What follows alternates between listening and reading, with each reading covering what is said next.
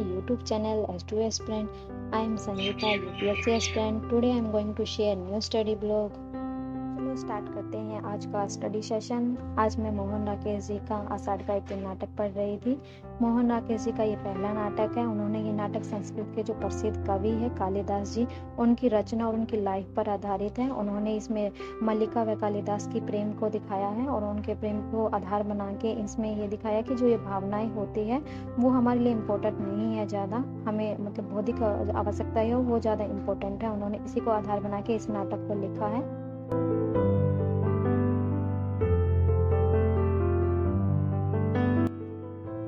UPSC के exam के लिए कंसिस्टेंसी बहुत इंपॉर्टेंट है। आपको लगातार पढ़ना पड़ेगा, कई दिनों तक लगातार पढ़ने पड़ेगा। इसलिए आपको मतलब इस एग्जाम के लिए बहुत पैसिनेट होना पड़ेगा। आपको अपने ड्रीम के प्रति बहुत पैसिनेट होना पड़ेगा। आप ये कर सकते हो, जो आपकी स्टडी टेबल है वहाँ पे आप लवासना का पोस्टर लगा सकते हो, आईएएस का पोस्टर लगा सकते हो। जो आपको बनना है उसका पोस्टर लगाओ, वो आपके सामने रहेगा, आंखों के सामने रहेगा, तो आपको याद रहेगा कि आपको क्या करना है और आप उसके प्रति ज़्यादा पैसिनेट हो पाओगे। दूसरी चीज़ ये कि अपना टाइम टेबल बना के चलो। टाइम टेबल को ऐसा बनाओ कि आप अपने डेली, वीकली, मंथली टारगेट बना के चलो कि मुझे इतने टाइम में ये सब्जेक्ट कंप्लीट करने हैं और उतने टाइम के हिसाब से अपने सब्जेक्ट को पूरा करो। दूसरी चीज़, आप अपने जो डेली टारगेट बना रहे हो उनको इतना मुश्किल मत बनाओ कि आप पूरा ही ना कर पाओ। डेली टारगेट को ऐसे मत बनाओ कि मुझे 8 से 9 बजे तक ये करना है, 9 से 10 बजे तक मुझे ये सब्जेक्ट करना है। तो अब अगर आप ऐसी टाइम टेबल बनाते हो तो आप अपनी कंसिस्टेंसी को मेंटेन नहीं कर पाओगे।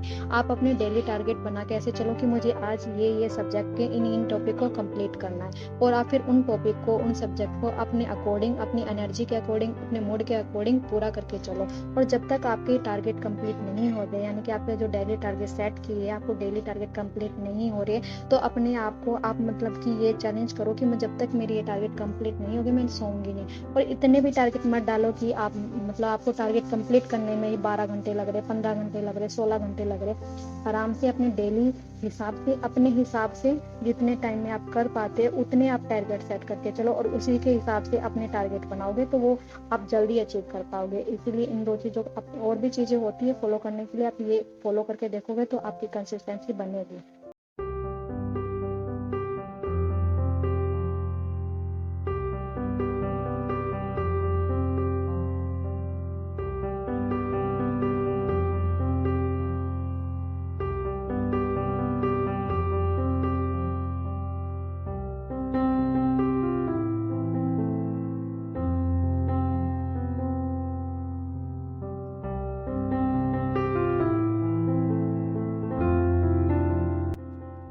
अभी मैं डाउन टू अर्थ पढ़ रही हूँ। डाउन टू अर्थ हमारे मेंस के लिए एक इम्पोर्टेंट सोर्स है। इसमें जैसे कि एनवायरनमेंट है या और भी सब्जेक्ट हैं, उनके आर्टिकल हमें आसानी से मिल जाते हैं। और डाउन टू अर्थ पढ़ने से ना मुझे लगता है कि जैसे हमारी जो सोच है वो ब्रॉड बन जाती है। जैसे कि आज मैंने पढ़ा कि जैसे चक्रवात आने से हमें क्या लगता है कि बुनियादी ढांचा खराब होगा, लोगों की आजीविका पर असर पड़ेगा, प्रवास पड़ेगा। पर आज मैंने पढ़ा कि जैसे कि अगर ब्रॉड वे में देखें तो चक्रवात आने से मानव तस्करी बहुत ज़्यादा बढ़ रही है। उड़ीसा में उस साइड में मानव तस्करी बढ़ने के जो मुख्य कारण है उसमें एक चक्रवात को दिया गया कि चक्रवात आने से वहाँ पे ज़्यादा मानव तस्करी बढ़ रही है। तो आप ऐसे पॉइंट को नोट करने के लिए आपको मतलब कोई क्षेत्र हो गया, योजना या फिर डाउन टू अर्थ ऐसे पढ़ना पड़ेगा, तभी आप ऐसे पॉइंट को निकाल पाओगे और ऐसे मेंस में लिखने से आपका जो आंसर है वो भी इफेक्टिव बनेगा। मैं पढ़ती हूँ, इन तीनों को ही पढ़ती हूँ। आप भी चाहे तो पढ़ सकते हो, आपकी मर्जी है वो तो। मैं शॉर्ट नोट्स भी बनाती हूँ उनके। और मैं पहले भी, ये नहीं है कि मैं अभी पढ़ रही हूँ तो मैंने इसके तुरंत शॉर्ट नोट्स बना लिए। पहले मैं इनको पढ़ूंगी, फिर मैं इसकी सेकंड रीडिंग करूंगी, उसके बाद ही मैं साथ साथ शॉर्ट नोट्स बना के चलती हूँ। फर्स्ट रीडिंग में मैं कभी भी किसी चीज़ के शॉर्ट नोट्स नहीं बनाती, क्योंकि मुझे लगता है कि फर्स्ट चीज़ रीडिंग करते हैं तब हमें सारी चीज़ें ही इंपॉर्टेंट लगती है। जब हम सेकंड या थर्ड रीडिंग कर रहे होते हैं तभी हमें पता चलता है कि कौन सी चीज़ इंपॉर्टेंट है, कौन सी नहीं है। तभी हम कुछ चीज़ों को ही, कुछ पॉइंट को ही निकाल पाते हैं। इसलिए हमेशा शॉर्ट नोट्स बनाते हो, किसी भी सब्जेक्ट बनाते हो, पीटी के लिए बना रहे हो, मेंस के लिए बना रहे हो, तो उतना ही शॉर्ट्स बनाओ। ये नहीं कि आपने मतलब एक पूरी कॉपी छाप दी, आप शॉर्ट नोट्स के नाम पे एक कॉपी ही कवर कर रहे हो, तो ऐसा शॉर्ट नोट्स नहीं होते। शॉर्ट नोट्स का मतलब ये है कि आप 50 पेजों को मुश्किल से 1 या 2 पेज में या ज़्यादा से ज़्यादा आप 4 से 5 पेज में लेके आ रहे हो, वो आपके शॉर्ट नोट्स कहलाएंगे। ये नहीं कि आपने 50 पेजों को 20 पेज में कर दिया तो वो एक एक्स्ट्रा कॉपी ही बन गई, वो शॉर्ट नोट्स नहीं बने। शॉर्ट नोट्स का मतलब होता है बहुत छोटी चीज़ें लिखना और अपने तरीके से लिखना। और कभी भी है ना शॉर्ट नोट्स किसी के कॉपी नहीं करनी चाहिए, क्योंकि सबका लिखने का अलग अलग तरीका होता है। मेरा अलग तरीका है, आपका अलग तरीका होगा, तो मैं ये कोशिश करती हूँ मैं खुद के अपने शॉर्ट नोट्स बनाती हूँ और मैं वही करती हूँ।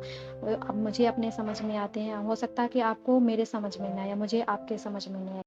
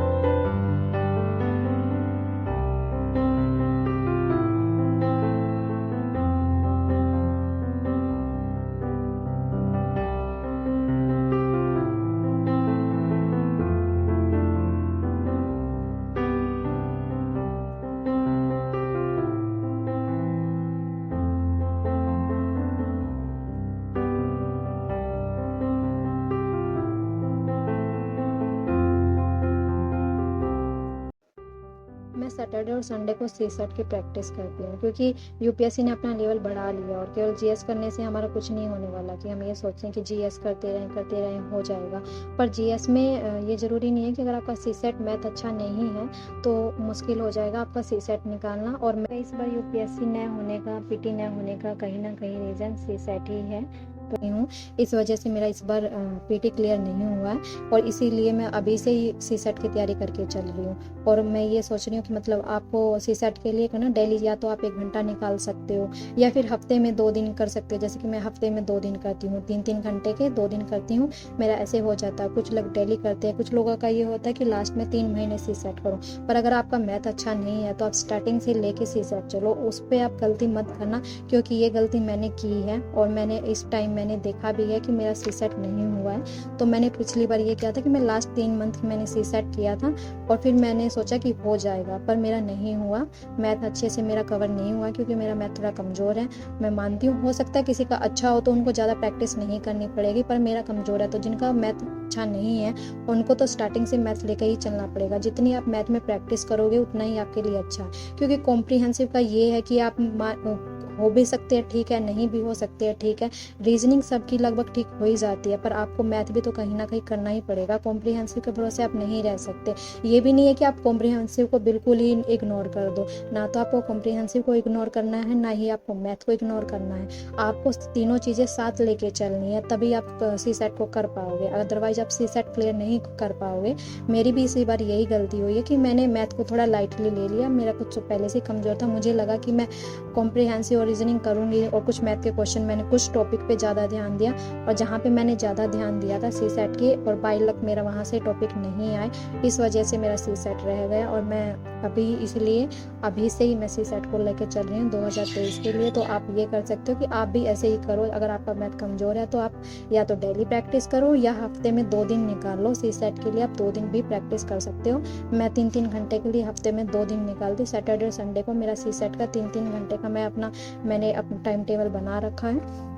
और एक चीज़ और, आप अपना टाइम टेबल बनाओ तो आप अपने टाइम टेबल को ऐसे मैनेजमेंट करो कि आपके जो सारे सब्जेक्ट हैं वो सब कवर हो जाए। ये नहीं कि आपका कोई सब्जेक्ट इग्नोर हो रहा है, या फिर आप ये सोच लो कि यहाँ से तो यूपीएससी ने क्वेश्चन किए ही नहीं है तो मैं इस सब्जेक्ट को इग्नोर कर दूँ, क्योंकि ये यूपीएससी है। कभी ना कभी मतलब जो सिलेबस में दिया है, कहीं से भी क्वेश्चन पूछ सकती है जो सिलेबस में दिया है। ये नहीं है कि अभी वो 2-3 साल से क्वेश्चन नहीं कर रही है तो शायद इस बार भी ना करे। यूपीएससी है, सिलेबस में है, तो कहीं से भी पूछ सकती है। जो हमें हमारा सिलेबस तो कंप्लीट करना ही पड़ेगा। ये नहीं कर सकते कि यहाँ से क्वेश्चन नहीं आ रहे हैं तो हम इसको छोड़ दें। तो इतना करके चलो कि आप ये अभी तक स्टार्ट करके चलोगे, तो अभी से इन चीज़ों को सोच के चलोगे, तभी आपका 2023 का क्लियर हो पाएगा।